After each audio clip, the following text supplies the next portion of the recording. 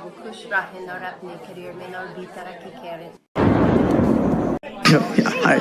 हाय Sunny ma'am. Ma'am जैसा कि आप हिंदी गाने भी करते हैं और अंग्रेजी गाने भी करती हैं, लेकिन इस समय सुनने में आ रहा है कि आपका एक भोजपुरी गाना भी बहुत बड़े लेवल पे आने वाला है, और वो भी भोजपुरी के पावर स्टार पवन सिंह जी के साथ। और मैम जैसा कि आपका ये पहला भोजपुरी गाना होगा और वो भी भोजपुरी के पावर स्टार पवन सिंह के साथ। बहुत अच्छा, मैं पवन सिंह के साथ गाना गाकर बहुत खुश होंगी।